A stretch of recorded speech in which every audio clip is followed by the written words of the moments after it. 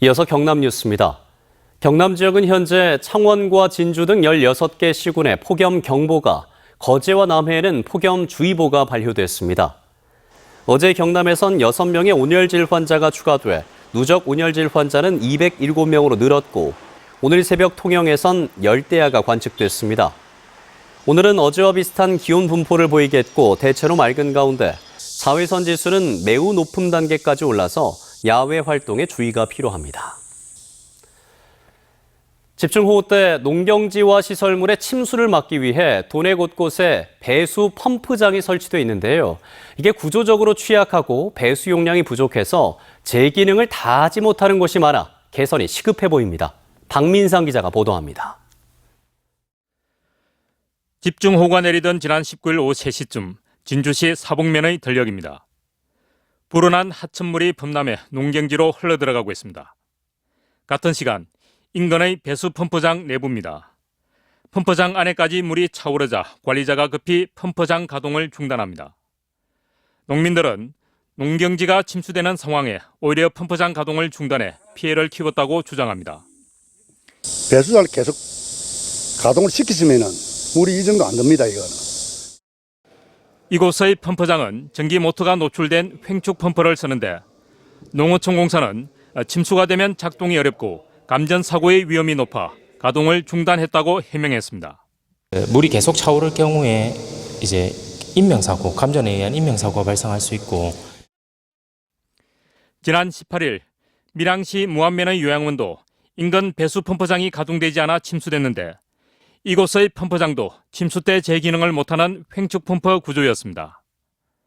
이제 기계 형식을 바꾸는 겁니다. 횡축에서 수중 펌프로 이렇게 이제 교체를 하려고 해요. 조금 돌리기도 편하고 빨리 작동이 되고 하는 그런 펌프로. 농어촌공사가 관리하는 경남의 배수장은 365곳. 이 가운데 21%인 76곳은 침수에 취약한 횡축 펌프를 사용하고 있습니다. 또 경남의 모든 배수 펌프장은 홍수 설계 빈도가 시간당 최대 70mm인 20년에서 30년으로 설계됐습니다. 때문에 최근 들어 빈번해진 극한 폭우에 대비하기에는 배수 용량이 부족합니다. 시설 개선 수중 펌프로 바꾸고 그리고 요 20, 30년 빈도 기준도 좀 상향할 필요가 있다고 느껴지고 있습니다. 침수에 취약한 구조와 부족한 배수 용량을 갖춘 배수 펌프장에 대한 시설 개선이 시급합니다. MBC 뉴스 박민상입니다. 지난 16일부터 나흘 동안 내린 집중호우로 경남에서 사망 13명, 실종 1명, 중상 5명 등 모두 19명의 인명피해가 발생했고, 아직 임시대피소에 머물고 있는 주민들은 337세대 506명에 달하는 것으로 집계됐습니다. 또 재산피해액은 6,833억 원에 달하는 것으로 잠정 집계됐습니다. 산청군 차황면 장위리에서 모고리 사이 도로를 포함해 두 곳은 통제 중이고, 전기와 통신선 복구는 대부분 마무리됐지만 상하수도 복구율은 92.7%에 머물고 있습니다. 박완 수도지사가 집중호우 등 자연재해로 인한 피해를 되풀이하지 않도록 지방하천 가운데 정부가 관리해야 할 곳을 국가하천으로 지정하는 등 개선책을 제시했습니다. 박 지사는 산사태 방지 계획 수립과 예방 등에 대한 권한과 책임 소재를 규정하고 각종 개발 행위로 발생할 수 있는 산사태 피해를 막을 수 있는 방안이 필요하다고 지적했습니다. 국민권익위원회가 집중호우 피해 주민들의 고충을 해결하기 위해 어제와 오늘 이틀 동안 달리는 국민신문고 버스를 운영하고 있습니다. 산청읍 경남지역 피해자 통합지원센터와 생빈양면 이재민 대피소에서 운영하는 국민신문고 버스는 주민들의 일상 회복을 어렵게 하는 불합리한 제도와 법령 등에 대한 개선안을 관계부처에 권고할 예정입니다.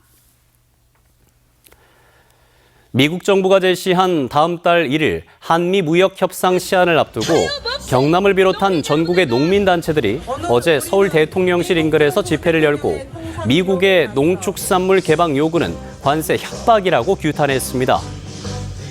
이들 단체는 정부는 농업을 더 이상 희생시켜선 안 된다며 농축산물 시장을 개방할 경우 대대적인 투쟁에 나설 것이라고 경고했습니다.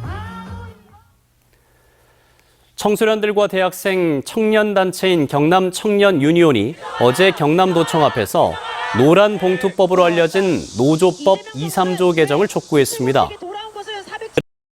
현 정부가 노동쟁의의 범위를 축소하고 법 시행까지 1년 유예 기간을 두는 등 노조법 2, 3조를 후퇴시키려는 움직임을 보이고 있다며 청년 노동자와 프리랜서, 플랫폼 노동자들의 열악한 노동 환경을 개선하고 이들이 정당한 대가를 받을 수 있는 방향으로 법을 개정해야 한다고 주장했습니다.